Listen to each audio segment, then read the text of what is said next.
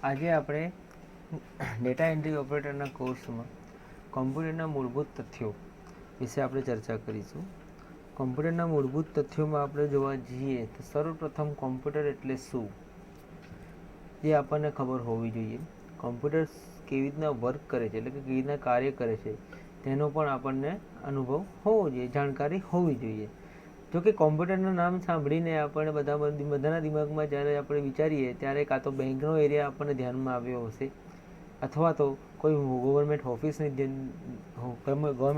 ત્યાં જગ્યા દિમાગમાં આવી હશે, કોઈ સ્કૂલ હશે, કોઈ બીજી કોઈ અધર જગ્યા હશે ગવર્મેન્ટની કે પ્રાઇવેટ સેક્ટર્સ.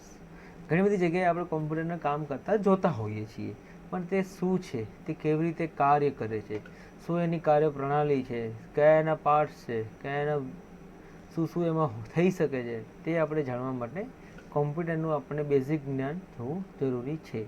તો આપણે આગળ વધીએ. કોમ્પ્યુટરના મૂળભૂત તથ્યો. કોમ્પ્યુટરનું જ્યારે આપણે વાત કરીએ ત્યારે સર્વપ્રથમ આપણને કોમ્પ્યુટર તરીકે આ 5-6 આપણને વસ્તુઓ દિમાગમાં આવતી હશે, જેમ કે મોનિટરની સ્ક્રીન છે, સિસ્ટમ યુનિટ છે, માઉસ છે, કીબોર્ડ છે, સ્પીકર છે.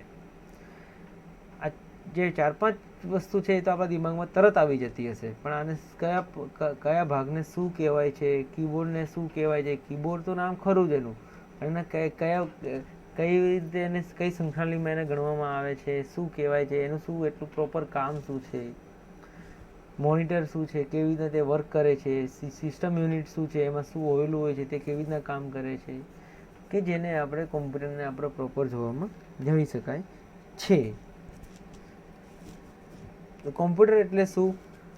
તો કે કોમ્પ્યુટર એક સાધન છે કે જે ડેટા એટલે કે માહિતીને અર્થપૂર્ણ માહિતીમાં રૂપાંતરિત કરે છે. માહિતી ગમે તે હોઈ શકે છે, જેમ કે તમે વિવિધ વિષયોમાં મેળવેલા માર્ક્સ, તે કોઈ એક વર્ગના વિદ્યાર્થીઓના નામ, ઉંમર, જાતિ, વજન, ઊંચાઈ વગેરે જેવી માહિતી પણ હોઈ શકે છે. કોમ્પ્યુટરને તેના કાર્યના સંદર્ભમાં આપણે વ્યાખ્યા કરીએ તો એને 5 રીતે આપણે કરી શકાય છે. સર્વપ્રથમ તો કે 1, તે ડેટા સ્વીકારે છે. કોમ્પ્યુટર ડેટા સ્વીકારે છે. આપણે જે એન્ટ્રી કરીએ છીએ, જે આપણે જે માહિતી આપીએ છીએ તે સ્વીકારે છે. બીજું કે ડેટાનો સંગ્રહ કરે છે. ડેટાનો સંગ્રહ એટલે આપણે જે માહિતી આપી છે તે એને સાચવે છે. ઈચ્છા પ્રમાણે તેના પર કાર્ય અને પ્રોસેસ કરી શકે છે. ઈચ્છા પ્રમાણે તેના પર આપણે જરૂરિયાત પ્રમાણે તેની પર કાર્ય અને પ્રોસેસ કરે છે કોમ્પ્યુટર. જ્યારે પણ આપણને જરૂર હોય, જ્યારે પણ એની આપણને જે કાર્યની આપણને જરૂર પડતી હોય ફાઇલની, તો તે ફાઇલને તે આપણે જરૂરિયાત મુજબ સંગ્રહ કરેલા ડેટાને તે આપણે પરત મેળવી આપવાનું કાર્ય કરે છે. અને ઈચ્છા પ્રમાણે આપણે જરૂરિયાત પ્રમાણે તે ફોર્મેટમાં પ્રિન્ટઆઉટ કાઢી શકે છે. તો આ છે કોમ્પ્યુટરની 5 એના આપણે વ્યાખ્યાયિત કરી શકાય. અને આપણે કોમ્પ્યુટર શું છે, કેવી રીતના કામ કરે છે, તો ફરીથી એક જોઈએ તો કે ડેટા સ્વીકારે છે, ડેટાનો સંગ્રહ કરે છે, જરૂરિયાત પ્રમાણે ડેટા પર કાર્ય અને પ્રોસેસ કરે છે, જરૂરિયાત મુજબ સંગ્રહ એટલે કે ડેટા પરત મેળવી શકાય છે, અને ઈચ્છા પ્રમાણે ફોર્મેટમાં પ્રિન્ટ કરી શકાય છે. આ તેના વ્યાખ્યા છે. જ્યારે કોમ્પ્યુટરની મુખ્ય લાક્ષણિકતાઓ આપણે જોઈએ તો કે કોમ્પ્યુટરના મુખ્ય લક્ષણો તો કે ઝડપથી કામ થાય છે, કામમાં ચોકસાઈ મળે છે, કાર્યદક્ષતા મળે છે, વિવિધતા મળે છે કામમાં, અને કાવ્યને આપણે લાંબા સમય સુધી સંગ્રહ કરી શકાય છે. હવે આગળ વધીએ તો કોમ્પ્યુટરનું વર્ગીકરણ. કોમ્પ્યુટરનું વર્ગીકરણ આપણે નીચેની આપણે જે આકૃતિ દર્શાવી છે તેમાં આપણે કરી શકાય છે કે આપણે જ્યારે કોઈ પણ માપ કે બનાવટના કોમ્પ્યુટરને તેની રચના પ્રમાણે જે આપણે 5 જેના મહત્વના કાર્ય બતાવ્યા તે પ્રમાણે કાર્ય કરે છે. જોવા જઈએ તો કે તે નિર્દેશ દ્વારા ડેટા અથવા માહિતી સ્વીકારે છે. નિર્દેશ અથવા ડેટા દ્વારા માહિતી તે આપણને સ્વીકારે છે. તે ડેટાનો સંગ્રહ કરે છે. તે વપરાશકર્તાની જરૂરિયાત મુજબ ડેટા પર કાર્ય કરે છે. તે બહિર્વેશ ભાગમાંથી પરિણામ આપે છે. તે જ કોમ્પ્યુટરની તમામ અંતર્ગત પ્રક્રિયાઓના ભાગોનું નિયંત્રણ કરે છે. આ બધી પ્રક્રિયાને આપણે ચર્ચા કરીએ તો કે કોમ્પ્યુટરનું નિર્વેશ ઇનપુટ, તો કે નિર્વેશ એટલે કોમ્પ્યુટરનું જે ઇનપુટ ડિવાઇસ છે જેની આપણે ગણતરી કરીએ તો કે જે માહિતીને આપણે કોમ્પ્યુટરની અંદર આપણે ભરી શકીએ, અંદર એડ કરી શકીએ, તેને આપણે કોમ્પ્યુટરનું ઇનપુટ ડિવાઇસ તરીકે એટલે કે નિર્વેશ ડિવાઇસ તરીકે આપણે કહી શકાય છે. નિર્વેશ એટલે કે ઇનપુટ એટલે કે એક ડેટા અને કાર્યક્રમોને કોમ્પ્યુટરમાં નાખવાની પ્રક્રિયા છે. હવે આ પ્રક્રિયાને તે એટલે કે જોવા જઈએ તો આ પ્રક્રિયાને તે આપણને કંટ્રોલ યુનિટ એટલે કે કંટ્રોલ યુનિટ, મેમરી યુનિટ અને એરિથમેટિક લોજિક યુનિટ દ્વારા એની પ્રોસેસ થવામાં આવે છે.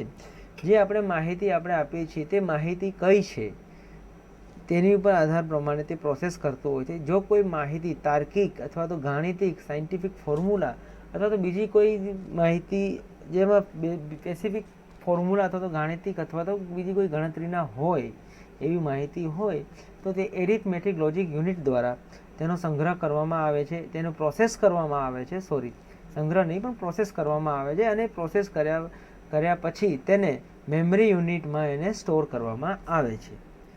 ધારો કે સમજી લો કે કોઈ માહિતી ગાણિતિક તાર્કિક નથી પણ જનરલ માહિતી છે એમાં, તો જે જનરલ માહિતી છે અથવા તો જે જનરલ જે બીજી કોઈ આપણે કાર્ય છે તે કાર્યનું પ્રોસેસ કંટ્રોલ યુનિટ દ્વારા કરવામાં આવે છે અને એ કંટ્રોલ યુનિટના થયેલા કાર્યને મેમરી યુનિટમાં એને સંગ્રહ કરવામાં આવે છે. મેમરી યુનિટ એટલે કે એમાં જે આપણે કંટ્રોલ યુનિટ અને એરિથમેટિક લોજિક યુનિટનું જે કાર્ય થયેલા હોય તેને સંગ્રહ કરી અને લાંબા સમય સુધી સાચવી રાખે છે. જ્યારે આપણે જરૂરિયાત પડે ત્યારે ફરીથી આપણને આપણી માહિતી આપણને પર્યાપ્ત કરાવડાવે છે. આઉટપુટ યુનિટમાં આપણે જોવા જઈએ તો આઉટપુટ યુનિટના ભાગો ઘણા બધા છે કે જે આપણે જે માહિતી આપણે અંદર એડ કરી અને તે પછી આપણે જે પ્રક્રિયા કરી અને પ્રક્રિયા પછીને જે આપણે સંગ્રહ કરીને જે પછી જે આપણને જે ફાઇનલ જે મળે છે જે એનું જે પરિણામમાં અંતના પરિણામમાં આપણને જે મળે છે તેને આઉટપુટ યુનિટ કહેવાય છે. તો ઇનપુટ યુનિટ સીપીયુ એટલે કે control unit, arithmetic logic unit અને મેમરી યુનિટને સીપીયુ તરીકે ઓળખાય છે. અને આઉટપુટ યુનિટ, તો ઇનપુટ યુનિટના આપણે ભાગો જોવા જઈએ તો કે એના ભાગો એટલે કે એના જે સાધનોમાં એને કોનો સમાવેશ થઈ શકશે. તો સર્વપ્રથમ છે એનું કીબોર્ડ છે, માઉસ છે, લાઇટિંગ પેન છે, ડિજિટલ ઓપ્ટિકલ સ્કેનર છે, માઇક્રોફોન્સ છે, ટચ સ્ક્રીન છે, ટ્રેકબોલ છે. આ બધી વસ્તુઓથી આપણે એને ઇનપુટ કરી શકીએ છીએ. આ બધી વસ્તુઓ આપણે એને ડિટેલ્સમાં આગળની સ્લાઇડમાં આપણે ચર્ચા કરીએ. સર્વપ્રથમ પેરિફેરલ્સ ડિવાઇસ એટલે કે સાધનોમાં જોવા જઈએ આપણે તો ઇનપુટ ડિવાઇસ છે, આઉટપુટ ડિવાઇસ છે અને અધર પેરિફેરલ ડિવાઇસીસ છે. ઇનપુટ ડિવાઇસની જ્યારે વાત કરવામાં આવે જે આપણે અગાઉ બતાવી તે પ્રમાણે કીબોર્ડ છે, માઉસ છે, લાઇટ પેન છે, ઓપ્ટિકલ મેગ્નેટિક સ્કેનર છે, ટચ સ્ક્રીન છે, અવાજ ઇનપુટ અને માઇક્રોફોન છે. કીબોર્ડ, તો કીબોર્ડની આપણે જ્યારે વાત કરીએ ત્યારે આપણે જે જનરલી જે આલ્ફાબેટ અને ન્યુમેરિકનું આપણે આપણે જે ટાઈપિંગ કરીએ છીએ, જે આપણે એડ કરીએ છીએ તેને કીબોર્ડ તરીકે ઓળખાય છે. કીબોર્ડ પણ એક વસ્તુ છે કે ઇનપુટ ડિવાઇસ તરીકે એનો યુઝ થાય છે. માહિતી આપણે એના થ્રુ અંદર આપણે દાખલ કરીએ છીએ, કોમ્પ્યુટરમાં ટાઈપિંગ કરીએ છીએ કે બીજું કોઈ સ્ક્રોલિંગ કરીએ છીએ કે સર્ફિંગ કરીએ છીએ. માઉસ એ આપણને કર્સરને ટ્રેક કરવામાં આપણને ઇઝી રહે છે, સ્ક્રોલ કરે છે અને જે આપણને પ્રોપર આમાં આપણને ગાઈડલાઈન આપે છે અને આપણી જરૂરિયાત મુજબની ફાઇલને ઓપન કરવામાં, ક્લોઝ કરવામાં કે એને ટ્રેક કરવામાં અથવા તો એને ડ્રેગ કરવામાં એને ઇઝી રહે છે. લાઇટિંગ પેન એટલે એક પ્રકારની લેઝર પેન આવે છે કે જેથી પણ માહિતી આપણે ઇનપુટ કરીને માઉસને જેમ આપણે સિલેક્ટ અને ટ્રેક કરી શકીએ છીએ. મેગ્નેટિક અને ઓપ્ટિકલ સ્કેનરની જ્યારે વાત કરીએ જ્યારે આપણી કને કોઈ ડોક્યુમેન્ટ હાર્ડ ફોર્મમાં પ્રિન્ટઆઉટમાં હોય અને એને આપણે ડોક્યુમેન્ટ્સ મીન્સ કોઈ તમારા સર્ટિફિકેટ્સ હોય, કોઈ તમારા ફોટોઝ હોય, કોઈ તમારા રિઝ્યુમ્સ હોય, કોઈ તમારા ભણવાની ડિગ્રીઓના સર્ટિફિકેટ્સ હોય, બીજો કોઈ જરૂરી દસ્તાવેજ હોય, એ દરેક વસ્તુને એને ડિજિટલ ફોર્મમાં સ્કેન કરીને કોમ્પ્યુટરમાં એ મેમરી યુનિટમાં સ્ટોર કરે છે. માઇક્રોફોન તમારા અવાજ એટલે કે તમારે આપ જે વાત કરો છો જે અત્યારે હાલમાં તમે મને સાંભળી રહ્યા છો એ પણ એક માઇક્રોફોન થ્રુ જે વસ્તુ અંદર ઇનપુટ થઈને સેવ થયેલી છે તો જે માઇક્રોફોન છે. આ છે ઇનપુટ ડિવાઇસીસ. આઉટપુટ ડિવાઇસની વાત કરીએ ત્યારે મોનિટર છે, પ્રિન્ટર છે, પ્લોટર અને સ્પીકર છે.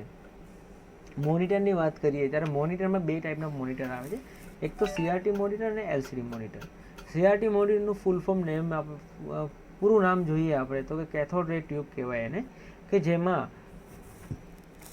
તે શરૂઆતના કોમ્પ્યુટરના દાયકાઓમાં જેનો યુઝ થતો હતો અને એ પાવર કન્ઝ્યુમિંગ બહુ ખૂબ વધારે હતું તેનું, અને તેના કારણે સારું રિઝલ્ટ પણ ન આવતું.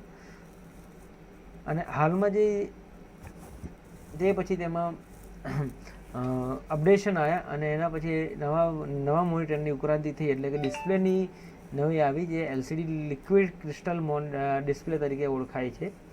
આમાં પાવર કન્ઝ્યુમિંગ ઓછું હોય છે, સારું હોય છે, જગ્યા ઓછી રોકે છે અને રિઝલ્ટ ખૂબ જ સરસ અને સારું રિઝોલ્યુશન જોવા મળે છે. રિઝોલ્યુશન એટલે શું? તો રિઝોલ્યુશન એટલે કે ડેસ્કટોપની સ્ક્રીન ઉપર, એટલે કે મોનિટરની સ્ક્રીન ઉપર તમને જે બારીક ચિત્ર જે જોવા મળતું હોય તેને રિઝોલ્યુશન તરીકે ઓળખાય છે, કે રિઝલ્ટની ફીચરની ક્લિયરિટી કેટલી સારી છે. CRTમાં રિઝોલ્યુશન બહુ લિમિટેશન આવતું, જ્યારે LCDમાં રિઝોલ્યુશન અત્યારે બહુ સારા પ્રમાણમાં હાઈ લેવલ ઉપર મળી રહે છે.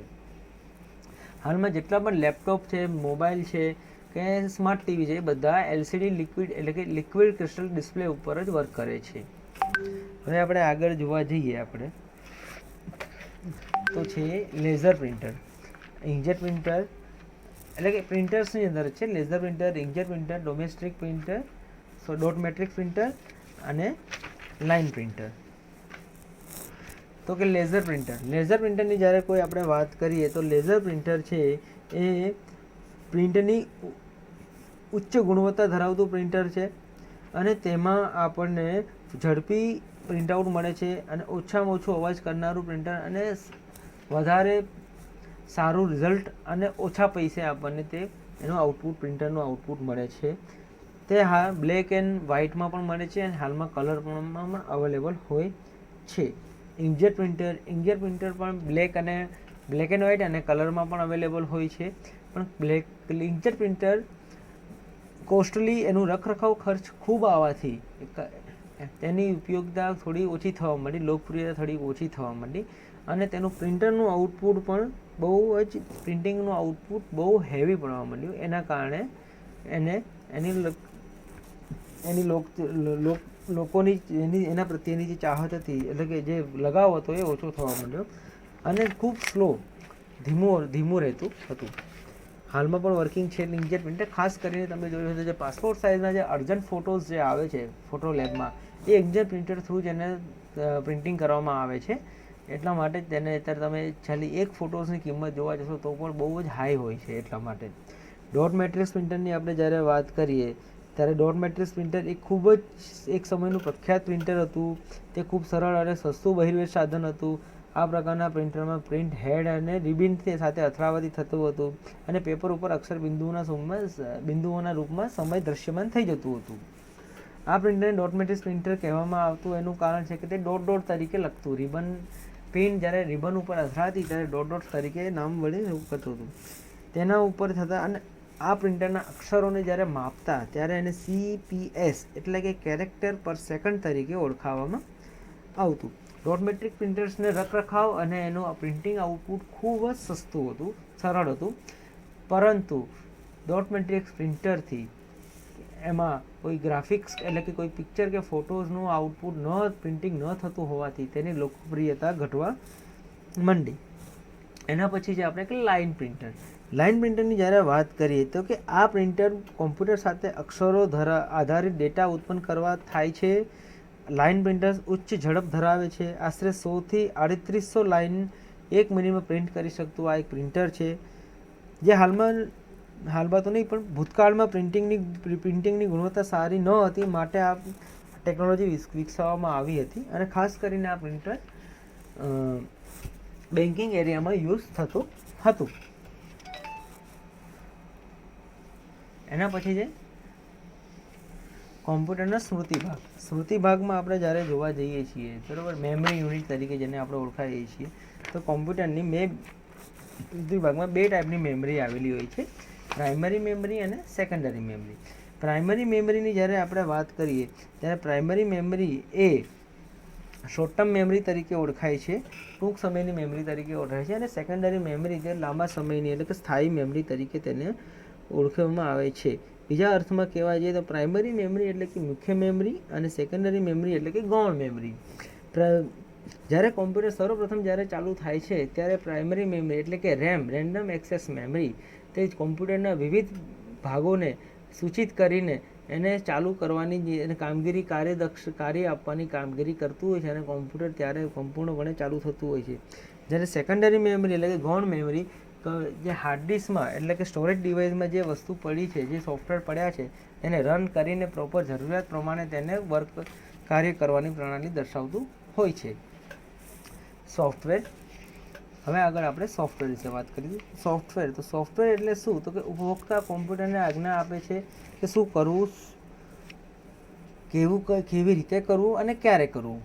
કોઈપણ કાર્ય કરવા માટે તમારે ખાસ ક્રમમાં કોમ્પ્યુટરને આજ્ઞાઓ આપવી પડે છે અને આ જે આજ્ઞાઓ આપીને જે જૂથ હોય છે તેને પ્રોગ્રામ એટલે કે સોફ્ટવેર કહે છે. આ છે સોફ્ટવેરના બે ભાગ મેઇન પડે છે કે સિસ્ટમ સોફ્ટવેર અને એપ્લિકેશન સોફ્ટવેર. સિસ્ટમ સોફ્ટવેરને આપણે જોઈએ ત્યારે કે જ્યારે તમે કોમ્પ્યુટરને ચાલુ કરો છો ત્યારે રેમમાં સંગ્રહ થયેલા પ્રોગ્રામ કાર્યરત થાય છે એટલે કે રન થાય છે કે જે તમારા કોમ્પ્યુટરના જુદા જુદા ભાગને ચાલુ કરે છે અને તેને તમારા કામ માટે તૈયાર કરે છે. પ્રોગ્રામના આ જૂથને સિસ્ટમ સોફ્ટવેર કહે છે. સિસ્ટમ સોફ્ટવેર પ્રોગ્રામનું જ એક જૂથ છે જે અગાઉ આપણે વાત કરીએ. તેની જવાબદારી કોમ્પ્યુટરને ચાલુ રાખવાની અને કોમ્પ્યુટરના અલગ અલગ કાર્યોને કાબૂમાં રાખવાની અને સ્ત્રોતોનું સંશોધનનું વ્યવસ્થાપન કરવાની હોય છે. સિસ્ટમ સોફ્ટવેરના બે ભાગ પડે છે કે ઓપરેટિંગ સિસ્ટમ અને યુટિલિટીઝ. ઓપરેટિંગ સિસ્ટમ એટલે કે ચાલક પદ્ધતિ તરીકે પણ ઓળખાય છે. ચાલક પદ્ધતિના ઉત્પાદકો ઉપભોક્તાની જરૂરિયાતોને ધ્યાનમાં રાખી બધા જ સગવડો અને વિશેષતાઓ પૂરી પાડવાનો પ્રયત્ન કરે છે, છતાં પણ તે દરેકની આશાઓ પૂરી કરી શકતા નથી. જેથી આ લોકોને બીજા પ્રકારના સોફ્ટવેરની જરૂર પડતી હોય છે જેને કે યુટિલિટીઝ તરીકે કહેવાય છે. યુટિલિટીઝ એક સોફ્ટવેર તરીકે ઓળખાય છે જે ચાલક પદ્ધતિની સગવડ અને ઉપભોક્તાની એટલે કે યુઝર્સની જરૂરિયાત વચ્ચેનું એક સેતુ સમાન કામ કરે છે. યુટિલિટી સોફ્ટવેર એક વિશાળ શ્રેણીના સોફ્ટવેર છે. દાખલા તરીકે કમ્પ્રેસ ઝીપ છે, અનકમ્પ્રેસ ઝીપ ફાઇલ સોફ્ટવેર છે, એન્ટીવાયરસ છે, સ્પ્લિટ અને જોઈન્ટ ફાઇલ સોફ્ટવેર છે વગેરે એને યુટિલિટી સોફ્ટવેર તરીકે કહી શકાય છે. એપ્લિકેશન સોફ્ટવેરની વાત કરીએ જ્યારે તો એપ્લિકેશન સોફ્ટવેર એટલે કે એપ્લિકેશન સોફ્ટવેર એક પ્રોગ્રામનું જૂથ જ છે જે ખાસ કરીને કાર્ય કરવા માટે લખવામાં આવે છે. દાખલા તરીકે એપ્લિકેશન પેકેજ કે જે પુસ્તકાલયમાં વપરાય છે તેને લાઇબ્રેરી ઇન્ફોર્મેશન સિસ્ટમ કહે છે. જે પુસ્તકાલયની માહિતી વ્યવસ્થાપન કરવા વપરાય છે, જેમ કે પુસ્તક રાખવાની માહિતી, ખાતા માલિકની માહિતી, પુસ્તક આપવાની માહિતી, પુસ્તક પાછી કરવાની માહિતી વગેરે. બીજી એપ્લિકેશન પેકેજ વિદ્યાર્થીની માહિતી વ્યવસ્થાપન કે સ્ટુડન્ટ ઇન્ફોર્મેશન સિસ્ટમ કહે છે, જેમ કે વિદ્યાર્થી રોલ નંબર, વડીલનું નામ, સરનામું વગેરે વિભાગની પરીક્ષાઓનું વ્યવસ્થાપન કરે છે. તો એપ્લિકેશન સોફ્ટવેરના બે ભાગ પડતા હોય છે કે જનરલાઇઝ પેકેજીસ અને કસ્ટમાઇઝ પેકેજીસ. જનરલાઇઝ પેકેજીસમાં આપણે જોવા જઈએ તો કે સામાન્ય વપરાશ માટેના સોફ્ટવેર. સામાન્ય વપરાશ માટેના સોફ્ટવેરમાં જોવા જઈએ તો ડોક્યુમેન્ટ બનાવવા, ચિત્ર દોરવા, ડેટાની માહિતીનું સંચાલન કરવું, ગેમ રમવી વગેરે આ પ્રોગ્રામના સમૂહો હોય છે જેના દ્વારા કોઈ ચોક્કસ કાર્ય પૂરું પાડી શકાય છે. આમાંના કેટલાક એપ્લિકેશનો સોફ્ટવેરની નીચે દર્શાવેલ છે, જેમાં કે જોવા જઈએ આપણે તો કે word processing software, MS office છે, MS વર્ડ છે, ઓપન ઓફિસ છે, રાઇટર છે, સ્પ્રેડશીટ એટલે કે ડેટા એનાલિસિસ માટે જોવા જઈએ તો કે લોટસ છે, MS એક્સેલ છે, ઓપન ઓફિસ ORG છે, કેલ્ક્યુલેશન છે, એપ્લાઇડ નંબર્સ છે, પ્રેઝન્ટેશનમાં તો પાવર પોઈન્ટ પ્રેઝન્ટેશન છે, ઓપન ઓફિસ પ્રેઝન્ટેશન છે, ઇમ્પ્રેસ છે, ડેટાબેઝ મેનેજમેન્ટ સિસ્ટમ જોઈએ તો MS એક્સેસ છે, MS છે, MySQL છે, ઓરેકલ છે. ગ્રાફિક્સ ટૂલની વાત કરીએ તો કે પ્રિન્ટ છે, શોપ પ્રો છે, એડોબ ફોટોશોપ છે વગેરે જે જનરલાઇઝ પેકેજીસમાં સમાવેશ થાય છે. જ્યારે કસ્ટમાઇઝ પેકેજીસ એટલે તો કે કસ્ટમાઇઝ પેકેજીસ સોફ્ટવેરમાં જોવા જઈએ આપણે તો આ એપ્લિકેશન સામાન્ય સંસ્થા કે કંપનીની જરૂરિયાત પ્રમાણે બનાવવામાં આવે છે. યુઝરની જે પ્રમાણે જરૂર હોય તે રીતે એમાં મોડિફિકેશન થતું હોય છે. એક ઉદાહરણ તરીકે જોવા જઈએ તો વિદ્યાર્થીઓની માહિતીની ડિટેલ એટલે કે students information details, payrolls, packages, inventory control વગેરે. તો આ એપ્લિકેશન દ્વારા આપણને જરૂરિયાત પ્રમાણે કમ્પ્યુટરની ઉચ્ચ એપ્લિકેશનની કોમ્પ્યુટરની ઉચ્ચ ગુણવત્તાવાળી ભાષાઓ મળતી હોય છે, સોફ્ટવેરો મળતા રહે છે. આપણે આગળ જોઈએ તો કે જ્યારે કોમ્પ્યુટરની વાત કરીએ ત્યારે કોમ્પ્યુટરમાં સર્વપ્રથમ આપણે એ જાણવું જોઈએ કોમ્પ્યુટરનું પહેલું જે જનરેશન હતી તેમાં શું સ્પેશિયાલિટી હતી ને શું તેની લિમિટેશન હતી. તો સર્વપ્રથમ કોમ્પ્યુટર 1940થી 1956 જે કોમ્પ્યુટર ઇન્વેન્ટ થયા તેને ફર્સ્ટ જનરેશન કોમ્પ્યુટર કહેવામાં આવે છે. તે ખૂબ જ હેવી હતા, ખૂબ મોટી સંખ્યામાં હતા અને બહુ ચાલવામાં બહુ સ્લો હતા, બહુ હીટ ઉત્પન્ન કરતા હતા. આ એના સ્પેસિફિકેશન છે કે વેક્યુમ ટ્યુબની ટેકનોલોજી હતી, અનરિયલેબલ હતા, સપોર્ટેડ મશીન લેંગ્વેજ ઓનલી હતી, ખાલી માત્ર મશીન લેંગ્વેજનો યુઝ થતો હતો, ખૂબ કોસ્ટલી એટલે કે ખૂબ મોંઘા હતા, જનરેટેડ લોટ ઓફ હીટ, બહુ જ ગરમી ઉત્પન્ન કરતા હતા, ઇનપુટ અને આઉટપુટ ખૂબ સ્લો હતું, વિશાળ એનું જગ્યા રોકતું, બહુ મોટી સાઇઝ હતી એની, એસીની જરૂરિયાત પડતી હતી, જે ઇઝીલી કોમ્પ્યુટરને ઇઝીલી મૂવ ન કરી શકતા હતા અને કસ્ટમાઇઝ ઇલેક્ટ્રિસિટી કન્ઝ્યુમિંગ બહુ હતું. હવે આપણે આગળ જઈએ કોમ્પ્યુટર લેંગ્વેજ. તો કોમ્પ્યુટરની લેંગ્વેજમાં જોવા જઈએ તો કે ભાષાનો અર્થ થાય છે કોમ્યુનિકેશન માટે. સામાન્ય રીતે લોકો એ બીજા સાથે ભાષાઓ દ્વારા વ્યવહાર કરે છે. એકરૂપતાવાળા કોમ્પ્યુટર સાથેનું કોમ્યુનિકેશન ભાષાઓ દ્વારા થાય છે. આ ભાષા ઉપભોક્તા અને મશીન બંનેને સમજાય છે. જેમ દરેક ભાષા જેમ કે અંગ્રેજી, હિન્દી તે પોતાના વ્યાકરણના નિયમો હોય છે, એવી જ રીતે કોમ્પ્યુટરના ભાષાના નિયમોથી બંધાયેલી હોય છે. તેને ભાષાના સિન્ટેક્સ તરીકે કહે છે. તો કે ઉપભોક્તા જ્યારે કોમ્પ્યુટર સાથે કોમ્યુનિકેટ કરતો હોય ત્યારે આ સિન્ટેક્સથી બંધાયેલો હોય છે. કોમ્પ્યુટરની ભાષાઓ નીચે મુજબ હોય છે કે લો લેવલ લેંગ્વેજ અને high level language. Low level language એટલે શું? તો કે લો લેવલ લેંગ્વેજ એટલે કે મશીન કે જે સમજી શકે તેવી ભાષાને નજીકની ભાષા એટલે કે લો લેવલ લેંગ્વેજ કહે છે. આ ભાષા સીધી કોમ્પ્યુટર સાથે સમજી શકાય છે, જેને 0 અને 1થી સમજી શકાય છે. 0 અને 1 એટલે કે 0 એટલે ઓફ અને 1 એટલે ઓન. આ ભાષાથી સમજી શકાય છે, જેને બાઇનરી નંબર્સ એટલે કે બાઇનરી લેંગ્વેજ તરીકે પણ ઓળખાય છે. પ્રોગ્રામ લખવામાં આ ભાષા ખૂબ જ અઘરી છે અને જેમાં ભૂલ થવાની શક્યતા પણ ખૂબ વધારે હોય છે.